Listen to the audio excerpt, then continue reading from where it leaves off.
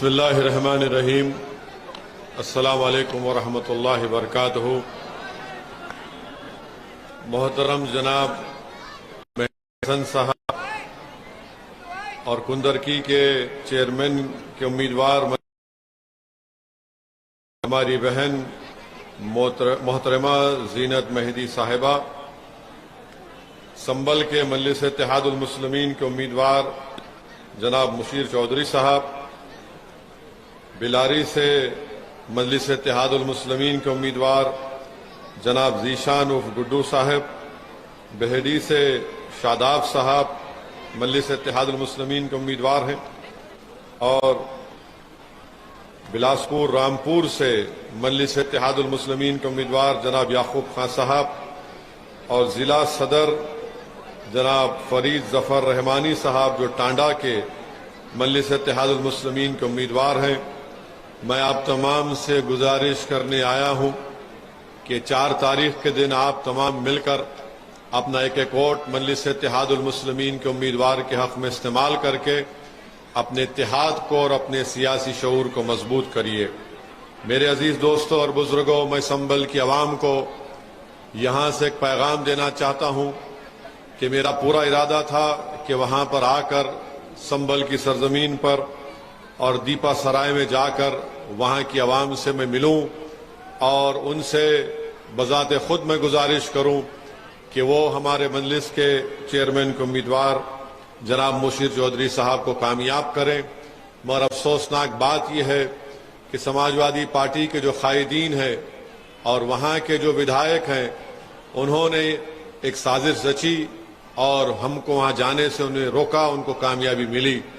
मगर मैं समाजवादी पार्टी के जितने कायदीन हैं, नेता हैं, उनको बता रहा हूं कि अगर आज वो मुझे रोकने में कामयाब हुए तो मगर याद रखो 4 तारीख के दिन इनको नाकामी का मुंह देखना पड़ेगा, और संबल की आवाम इंशाअल्लाह ताला मुशीर चौधरी को अपना चेयरमैन मुंतखब करेगी। और जो संबल के विधायक हैं वो कहते हैं कि हैदराबाद को जाकर तुम अपना काम कराओगे, तो नवाब साहब वो जमाना चला गया। दीपा सराय में भी मेरा एक घर है, उस वहां के रहने वालों के दिलों में हमारी एक मोहब्बत और जगह अल्लाह ने पैदा की है, और मुझे यकीन है कि इंशाअल्लाह ताला संबल की आवाम एक अच्छा फैसला लेते हुए मुशीर चौधरी को कामयाब करेगी। वहीं पर बिलारी में जीशान साहब मेहनत कर रहे हैं, जुस्तजू कर रहे हैं। मैं वहां की आवाम से अपील करता हूं कि उनको कामयाब करें। बेहडी से शादाब साहब एक तालीम याफ्ता उम्मीदवार हैं, उनको कामयाब और कामरान करें। हमारे जिला सदर संबल के अब्दुल्ला खान साहब का भी शुक्रिया अदा करता हूं कि वो उनकी हमारी पूरी टीम काम कर रही है। मुझे ये बताते हुए बड़ी खुशी होती है कि कुंदरकी में अभी हमारे भाई जनाब मेहदी हसन साहब ने बताया कि गरीबों के लिए एक मैरिज हॉल शादीगर बनाया गया, नगर में ईदगाह की खूबसूरती के लिए फर्श और गेट लगवाए गए, और साथ ही साथ यहाँ पर बिला लिहाज मजहब मिल्लत काम करवाए गए। शमशान घाट का भी काम करवाया गया, और यहाँ पर एक बेहतरीन खूबसूरत जिम बनवाया गया। नगर के कूड़ा कचरा डालने के लिए जमीन खरीद कर इसमें MRF सेंटर और सड़कें बनवाई गई हैं।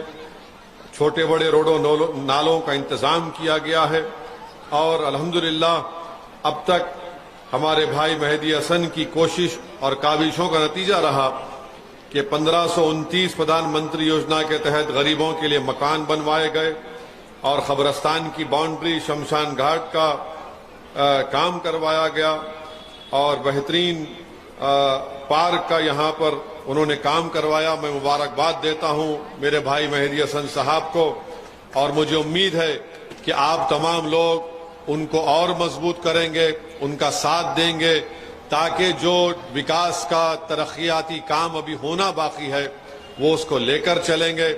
मैं आपसे ये भी अपील करने आया हूं कि आप यहां से जमीनी सतह से अपनी एक लीडरशिप को बनाइए। मैं बार बार आपसे पुकार कर कहता आया हूं कि जब तक आप अपनी लीडरशिप को नहीं बनाएंगे, आप अपने मसाइल को हल नहीं करवा सकेंगे, आप जुल्म को नहीं रोक पाएंगे, आप अपनी हिफाजत नहीं कर पाएंगे। तो यहां से एक पैगाम जाना चाहिए कि पहले से ज्यादा तादाद में आप हमारी बहन मोहतरमा जीनत मेहदी हसन साहिबा को एक बड़ी मेजॉरिटी से कामयाब करें। मैं कुंदरकी के विधानसभा में भी आपके दरमियान में आया था। मैं आपका शुक्रिया अदा करना चाहता हूं जिन्होंने मेरे हाफिज वारिस का साथ दिया, उनको वोट दिया। जिन्होंने नहीं दिया मैं उनका भी शुक्रिया अदा करूंगा और हम कोशिश करते रहेंगे कि आपका दिल जीतें, आपका एतमाद हासिल करें। मगर आपको मैं बताना चाह रहा हूं कि जिस किसी को आपने कामयाब किया, आज उत्तर प्रदेश में एक खौफ का माहौल है और उत्तर प्रदेश के मुख्यमंत्री कहते हैं कि उत्तर प्रदेश में सब चंगा है। बड़ा ही झूठ को कहते हैं। 2017 से 2022 तक 35,000 फिरके वाराना फसादात उत्तर प्रदेश में हुए, तो उत्तर प्रदेश में कहां चंगा है? आप बताइए, हर साल 5 साल में हर साल को ऐसा साल नहीं जाता जहां पर दलितों पर अत्याचार नहीं होता। 11,000 हर साल, माने 2017 से 21 तक हर साल 11-12 हजार दलितों पर उन पर अत्याचार के वाकयात होते हैं। ये कहां से फिगर आया? ये मोदी सरकार का एनसीआरबी का डेटा कहता है, मगर उत्तर प्रदेश के मुख्यमंत्री कहते हैं कि उत्तर प्रदेश में सब चंगा है। वो कहते हैं कि माफिया खत्म हो चुका है। अरे अगर माफिया खत्म हो चुका है तो बताओ, बीजेपी में जो जितने लोग हैं उन पर जो मुकदमे हैं, उन पर जो क्रिमिनल केस है, उनका आप क्या करेंगे? मेरे अजीज दोस्तों और बुजुर्गों, बड़े अफसोस के साथ कहना पड़ता है कि आज हम एक डर और खौफ के माहौल में अपनी जिंदगी गुजार रहे हैं। मुरादाबाद में रमजान के दौरान किसी ने अपने गोडान में तरावी की नमाज का इंतजाम किया गया तो वहां पर जाकर छापा मारा जाता है।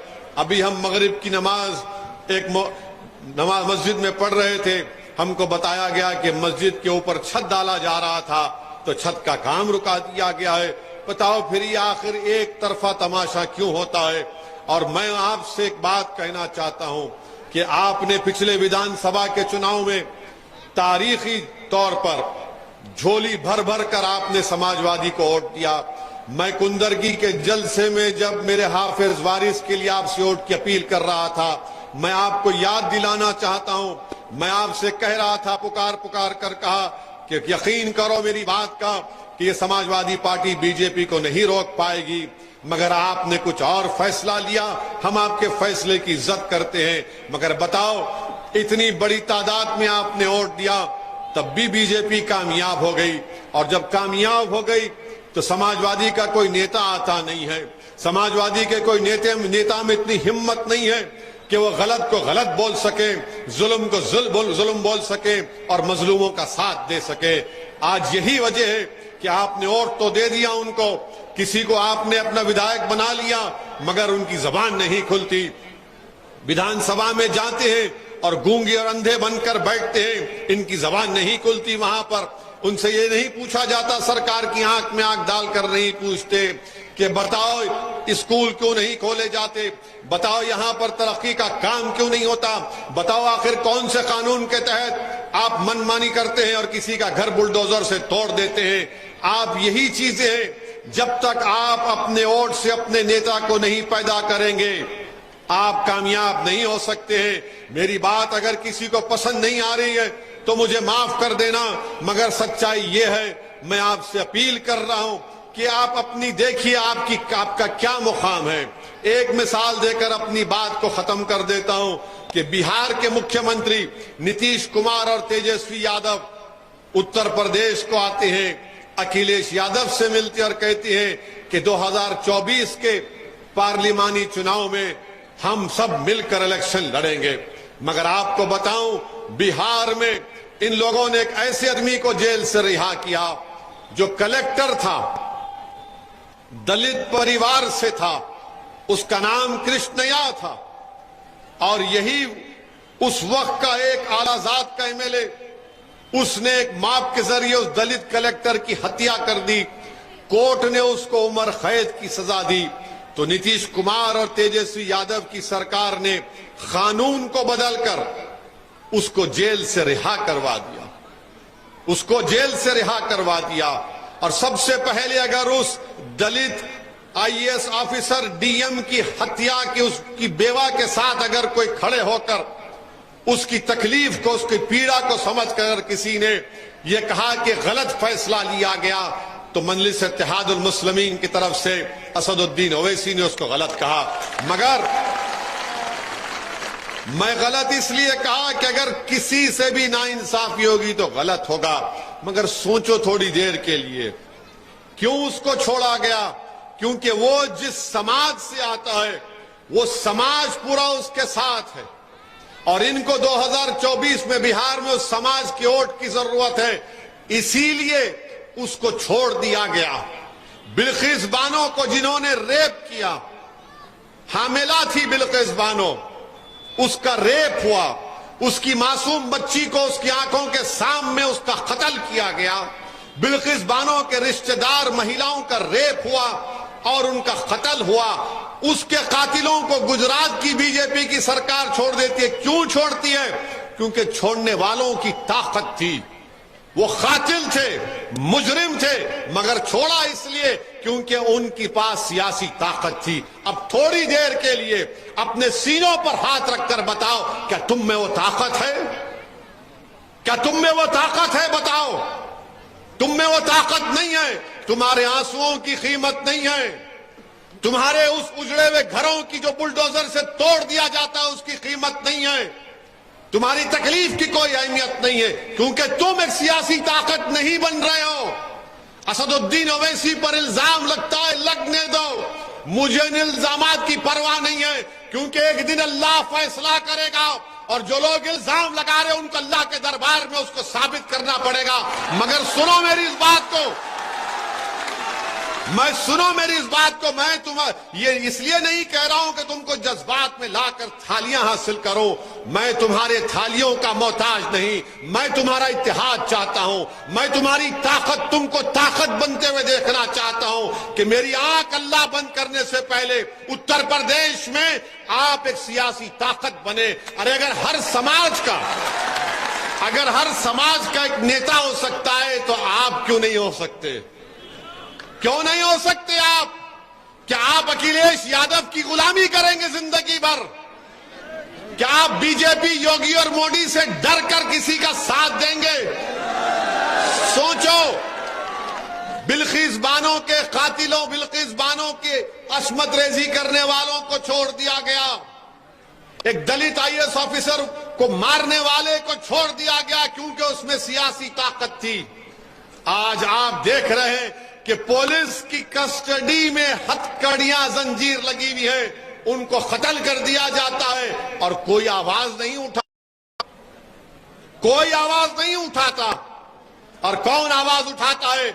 जिसको बी टीम कहते वो आवाज उठाता है, जिसको गाली देते वो आवाज उठाता है, जिसके ताल्लुक से नहीं मालूम क्या क्या कहा जाता है, हम आवाज उठाते हैं।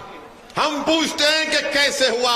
अरे ये समाजवादी का नेता अखिलेश यादव एयर कंडीशन कमरों में बैठकर एक फोन लेकर 280 वर्ड का ट्वीट कर देता है। अरे नाम तक नहीं ले सकता अतीक कौर अशरफ का, नाम नहीं ले सकता क्योंकि डरते हैं। अरे अगर माफिया है तो कहां कहां नहीं है माफिया का? सबसे उस तरह का सलूक किया जाएगा? अगर है तो इस्तेमाल करो कानून को। मगर ये जो उत्तर प्रदेश की सरकार ने ये जो पॉलिसी बनाई है कि गोली का जवाब गोली से देंगे, तो मैं उत्तर प्रदेश के मुख्यमंत्री से पूछना चाहता हूं कि गांधी को मारने वाले का नाम गोडसे था। गांधी को मारने वाले का नाम गोडसे था, तो गोडसे को पकड़ा गया और गोडसे पर मुकदमा चला और मुकदमा चलने के बाद कोर्ट से उसको फांसी की सजा दी गई।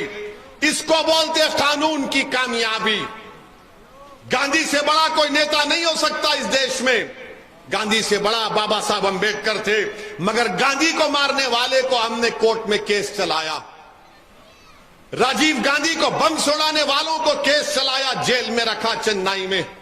इंदिरा गांधी को मारने वालों को हमने केस चलाया और जेल में रखा और सजा दी। यह कानून की कामयाबी है, यह गुंडों की कामयाबी नहीं थी।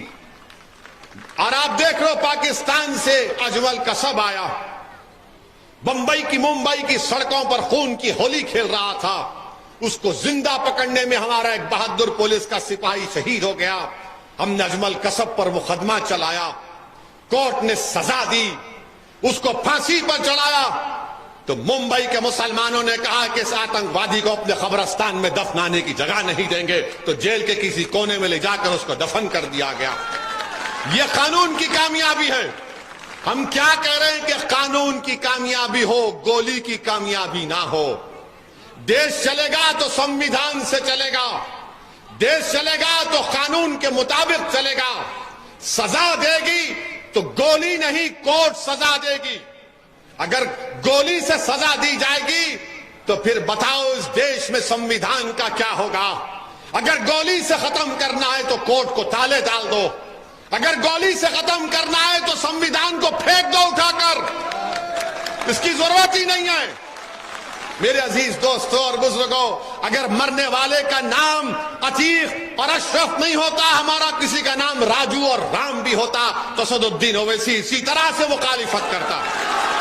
क्योंकि मेरा मानना यह है कि भारत के लोकतंत्र में कामयाबी उस वक्त होगी जब संविधान कामयाब होगा, जब कोर्ट से सजा दी जाएगी, जब कानून के मुताबिक किसी का घर तोड़ा जाएगा।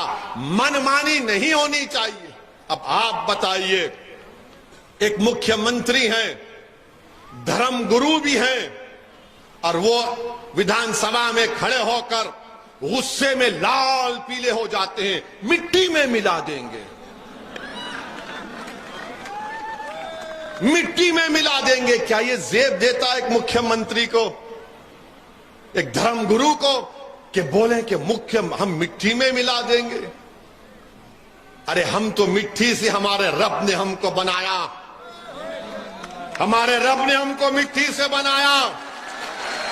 तो शैतान ने कहा कि मैं सजदा नहीं करूंगा तू, क्योंकि तूने मुझे आंख से बनाया।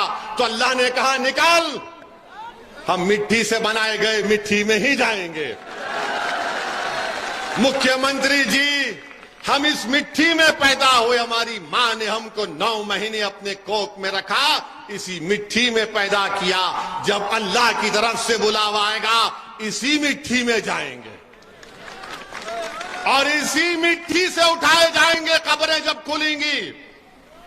मेरे अजीज दोस्तों और बुजुर्गों, अफसोस होता है कि भारत के इतने बड़े प्रदेश के मुख्यमंत्री हैं, दूसरी मर्तबा मुख्यमंत्री बने हैं, और उनके अतराफ में लोग कहते हैं कि वो भारत के कभी प्रधानमंत्री बनना भी चाहते हैं। नहीं, ठीक है, ख्वाब देखना कोई बुरी बात नहीं है, ख्वाब देखिए, ख्वाब देखिए, मगर गोली से देश नहीं चलता। मुख्यमंत्री संविधान से चलता है, जो बाबा साहेब अंबेडकर का बनाया हुआ है। अब आप बताइए कि जिसको पुलिस की जंजीरों में, पुलिस की कस्टडी में है, अतीक और अशरफ पर कोर्ट ने सजा भी दी, वो प्रिजनर भी है, कैदी भी है, उनको लाया जा रहा है और कोई आकर गोलियां चला देता है। मुख्यमंत्री, हम पूछना चाहते हैं कि गोली का जवाब अगर गोली है तो फिर उस वक्त पुलिस खामोश तमाशाई बनकर क्यों बैठी थी? क्यों खामोश तमाशाई बनकर बैठी थी? और गोलियां मारे, और गोलियां बेहतरीन तरीके से मारे, ट्रेनिंग दी गई थी। मैं नहीं कह रहा हूं, हिंदुस्तान टाइम्स अखबार उठाकर देख लो, एक आईजी के पुलिस ऑफिसर रिटायर्ड कह रहे हैं कि उन्होंने उन दोनों की हत्या करने से पहले, कत्ल करने से पहले, मर्डर करने से पहले कम से कम प्रैक्टिस में 500 गोलियां इस्तेमाल की होंगी। एक ऑफिसर कहता है कि कम से कम 1000 राउंड की उनको ट्रेनिंग दी गई है। और वो आकर, अच्छा ये बताइए, हैरत की बात यह है कि एक का घर, उसके घर पे छत नहीं है, झोपड़ी है, और उसके पास 8 लाख का हथियार, 2 हथियार 8-8 लाख के 16 लाख। ये इन हरामियों के पास दौलत कहां से आई थी? इस पर तो किसी को एतराज नहीं होगा। कोई ये तो नहीं कह सकता कि भड़काऊ भाषण है, बोल सकते ना उनको, बल्कि और ज्यादा कहता हूं, ये गोडसे की नाजायज औलाद है। इसलिए कि गोडसे भी गोली से ना गांधी को खत्म नहीं किया। क्यों खत्म किया? क्योंकि गोडसे जानता था कि गांधी हिंदू मुसलमान इत्तेहाद की कोशिश करता था। तो गोडसे को पसंद नहीं आया, बोले गोली मारो इसको। एक ज़ईफ बूढ़े को गोली मार दी गई। अरे गोली चलाने वालों सुनो, तुम गोली से सच्चाई को खत्म नहीं कर सकोगे। तुम गोली से तुम अपने आइडियोलॉजी के एम्स एंड ऑब्जेक्टिव्स को हासिल नहीं कर पाओगे। तुम गोली नहीं चला रहे हो, तुम संविधान पर गोली चला रहे हो, तुम देश की अदालत पर गोली चला रहे हो, तुम उन बहादुर पुलिस वालों पर गोली चला रहे हो जो देश में जितने गुंडे हैं, माफिया, उनको कानून के तहत सजा दिलाना चाहते हैं। मगर ये काम हो गया और उन्होंने क्या किया? गोलियां चलाई, हथियार फेंका, सरेंडर सरेंडर सरेंडर। इनको ट्रेनिंग दी गई थी, इनको बताया गया था कैसा हथियार फेंको और सरेंडर सरेंडर और नारे लगाओ जेएसआर का, और उन्होंने किया और उसके बाद लेकर चले गए। मैं पूछना चाहता हूं हमारे उत्तर प्रदेश के मुख्यमंत्री से, अखिलेश यादव तो गूंगे हो गए, बोलते ही नहीं है इस मामले में। समाजवादी के नेता कुछ नहीं बोलते, मगर जब चुनाव आएगा तो बोलेंगे ओवैसी की बात का भरोसा मत करो, वो फुला टीम है। अरे मैं बी टीम हूं, डी टीम हूं, ई टीम हूं, एफ टीम हूं, मैं अलीफ बे ते से जीम चीम पुरल तब पूरी टीम हूं। अरे बताओ तुम कौन सी टीम के हो? तुम्हारा मुंह नहीं खुलता, तुम्हारा मुंह ही नहीं खुलता। ये टीम फुलान टीम। हम ये पूछना चाहते हैं उत्तर प्रदेश के मुख्यमंत्री से कि मरने वाले ने खत लिखा था जिसमें उसने कहा कि अगर मेरी हत्या होती है तो फुला आदमी जिम्मेदार है। मुख्यमंत्री लेटर आपको मिल गया होगा, नाम तो बताइए, नाम तो बताइए, कौन है वो? नाम तो बताइए। अच्छा, जो 3 लोग गोली चलाए, क्या उनके घर पे बुलडोजर देखा आपने? देखा? मैं भी नहीं चाहता उनका घर टूटे, क्योंकि उनके गुनाह की सजा उसकी मां को नहीं मिलनी चाहिए, उनके गुनाह की सजा उनकी बीवी को नहीं मिलनी चाहिए, उनके गुनाह की सजा उनके भाई बहनों को नहीं मिलना चाहिए, क्योंकि संविधान इसकी इजाजत नहीं देता। मीडिया के लोगों ने पूछा ओवैसी, क्या तुम चाहते हो कि उन तीनों का इनकाउंटर हो जाए? मैंने कहा हरगिज नहीं। मैं चाहता हूं उनको कोर्ट सजा दे, लंबी सजा उनको कोर्ट दे। अरे हम इंसाफ चाहते हैं, बदला नहीं चाहते। ये बदले से देश नहीं चलता, इंसाफ से चलता है, और इंसाफ संविधान में लिखा है। मगर हर कोई कहेगा कि गोली मारेंगे, गोली मारेंगे, तो फिर संविधान कहां जाएगा? संविधान कहां जाएगा बताओ? इसीलिए अजीज दोस्तों और बुजुर्गों, माफिया जहां कहीं भी है, भाई बीजेपी में भी उनके कई नेता हैं जिनके खिलाफ बहुत से मुकदमे हैं, मगर उन पर क्या हो रहा है? समाजवादी में भी है, उन पर क्या हो रहा है? अब तो हद ये हो गई कि मीडिया में दिखाया जा रहा है कि खवातीन डॉन है, खवातीन डॉन है, ये लेडी डॉन, वो लेडी डॉन। अब वो दिन दूर नहीं है जब एक 6 साल के बच्चे को दिखाकर कहेंगे ये बच्चा डॉन, ये बच्चा डॉन। बताओ कितनी नफरत आप करेंगे। अरे नफरत तो इतनी बढ़ गई कि मेरे क्षेत्र में हैदराबाद के पार्लियामेंट की इंतखाबी हल्के में एक कब्रिस्तान है बहुत पुराना, तो वहां पर किसी एक मोहतरमा का इंतकाल हो गया, महिला का, तो उनके परिवार के लोगों ने उनकी तदफीन की, क्योंकि उस कब्रिस्तान में जब खबर पुरानी होती तो लोग उसको खोद कर नया जनाजा उसमें तदफीन कर देते। तो उन्होंने, रास्ता भी था, तो उन्होंने क्या किया, दफनाया, उस पर एक जाली लगा दी, जाली लगा दी ताकि वो रास्ता भी खराब ना हो और कोई लोग उनकी खबर को ना खोद के दूसरे जनाजे को तदफीन करें। हमारी मीडिया ने क्या किया, उन्होंने मन की बात कर दी, और उनकी मन की बात क्या थी, बता दिया कि हैदराबाद का कब्रिस्तान हमारे पड़ोसी मुल्क का है। पड़ोसी मुल्क का है, और कहा कि उस कब्रिस्तान में इसलिए जो जाली लगाई गई क्योंकि नाउजुबिल्लाह कोई उस जनाजे को निकालकर उससे बदफेली करना चाहता था। अस्तगफिरुल्लाह। मगर आप बताइए, जब हमने वीडियो किसी को बोलकर आ गया कि हैदराबाद का है, अब मीडिया वाले खामोश हैं, सन्नाटा छा गया। अरे शर्म करो, डूब मरो तुम लोग, डूब मरो तुम लोग। अरे कब्रिस्तान इंडिया का, हैदराबाद का, और बता रहे हैं वहां का। अरे तुमको इतनी मोहब्बत क्यों है पाकिस्तान से? हमको तो नहीं है।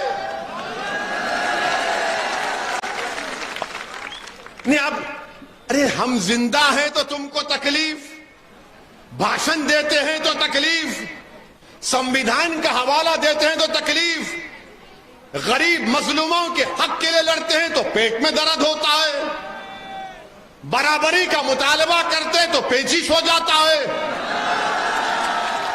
अब खबर में चले गए तो खबर भी इनको तकलीफ। अब क्या खबर से निकले हम तमाम लोग? बताओ आप क्या हाल कर दिए मीडिया के लोग हमारे। अरे कुछ तो तहकीक कर लेते, पूछ लेते जाके, अरे भैया ये कहां की खबर है, कि किसने बनाया, क्या है।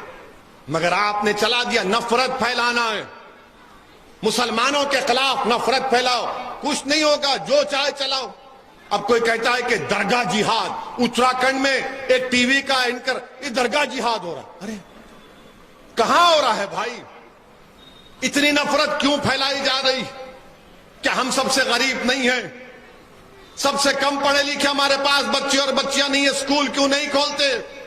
उत्तर प्रदेश में मदरसों के टीचर को योगी आदित्यनाथ तनख्वाह देना नहीं चाह रहे, बंद कर दिए तनख्वाह मदरसों की।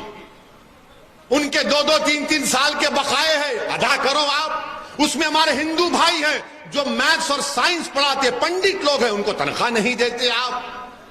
मगर आप कहते हैं हम पसमानदा लोगों को साथ लेकर चलना चाहते हैं, तनख्वाह तो दो, लंबी लंबी छोड़ो मगर तनख्वाह तो दो।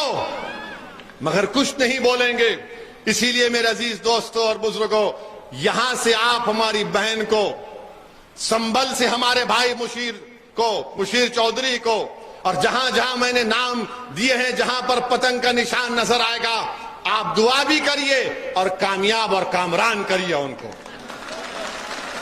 और 2024 में इंशाअल्लाह ताला हम फिर चुनाव लड़ेंगे। 2024 में कोई मुझे कुछ बोल ले, मैं जब तक अल्लाह मेरे जिस्म में इतनी सांस को बरकरार रखेगा, मैं कहूंगा मैं चुनाव लड़ूंगा, मैं चुनाव लड़ूंगा।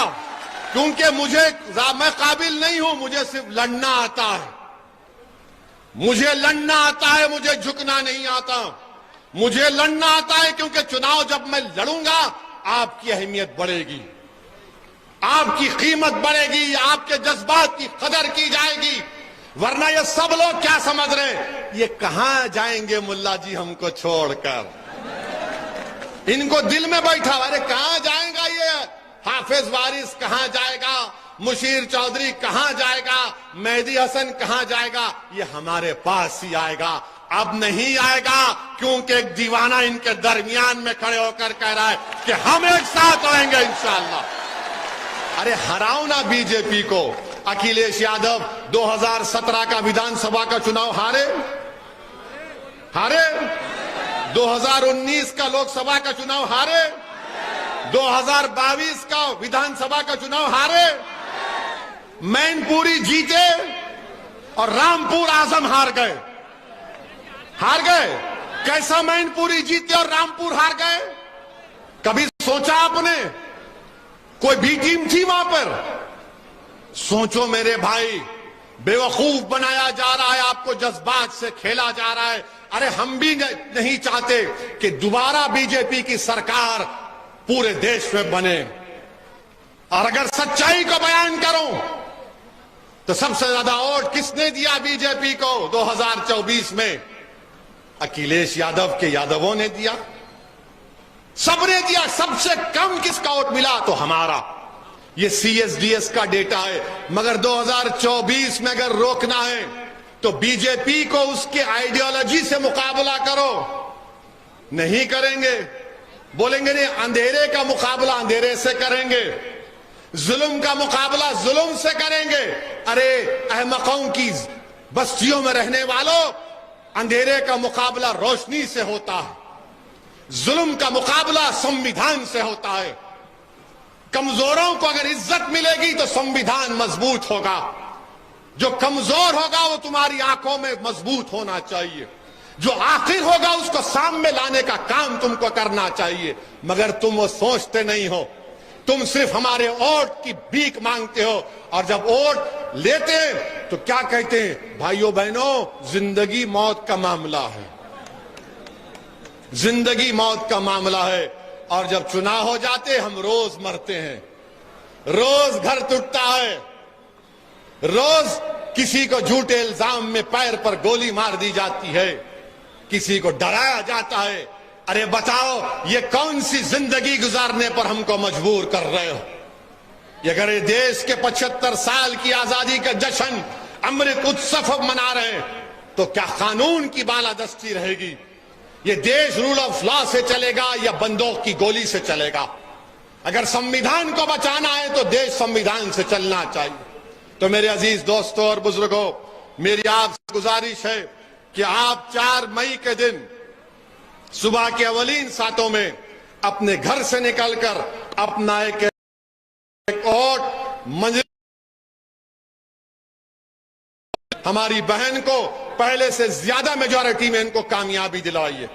और आप देखते हैं, और आप देख चुके हैं कि मेहदी हसन साहब ने कोई ऐसा काम नहीं किया जिससे किसी को तकलीफ हो सके। सबको साथ लेकर काम किया। कब्रिस्तान का काम किया तो शमशान का भी काम किया। मगर मोदी जी ने क्या कहा, कब्रिस्तान शमशान। मोदी जी कभी यहां आकर देखो, हमने आपको गलत साबित कर दिया। हमने कब्रिस्तान का भी काम कराया, शमशान का भी काम कराया। हमने जनरेटर लगाया ताकि सबको 4 घंटे लाइट मिल सके। ये काम अल्हम्दुलिल्लाह यहां पर हुआ है। मैं मुबारकबाद देता हूं हमारे भाई मेहदी हसन साहब को, और आपसे फिर से गुजारिश करता हूं कि 4 तारीख के दिन अपने एक वोट का इस्तेमाल करिए। और मैंने आपसे वादा किया था कि मैं उत्तर प्रदेश छोड़कर नहीं जाऊंगा। पिछले बार विधानसभा असेंबली के इलेक्शन में मेरी गाड़ी पर गोलियां चलाई गई थी। मैंने उस वक्त भी कहा था कि गोलियां मेरे हौसले और अज़म में कमी नहीं पैदा कर सकती हैं। मैं जब इस दुनिया में आया हूं तो जाऊंगा एक दिन। अल्लाह मुझे अगर शहादत का रुतबा देगा तो उससे बड़ी माने मेरी कामयाबी नहीं हो सकती है, उससे बड़ी कोई कामयाबी नहीं हो सकती है।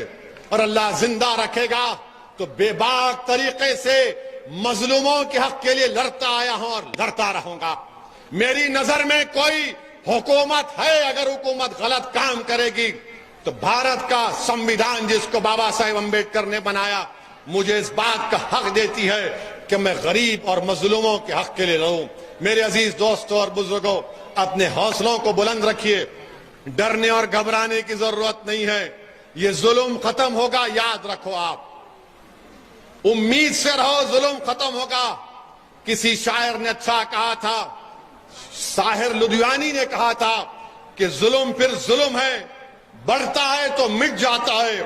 खून फिर खून है, टपकेगा तो जम जाएगा। खून फिर खून है, टपकेगा तो जम जाएगा। मगर जो लोग जुल्म कर रहे हैं, जुल्म की रात ज्यादा नहीं होती है, जुल्म की रात ज्यादा लंबी नहीं होती है। इंशाअल्लाह ताला इंसाफ का सूरज निकलेगा, इंसाफ का सूरज निकलेगा और सब पर चमकेगा। ये जुल्म की अंधेरी रात खत्म होगी इंशाअल्लाह ताला। मेरे अजीज दोस्त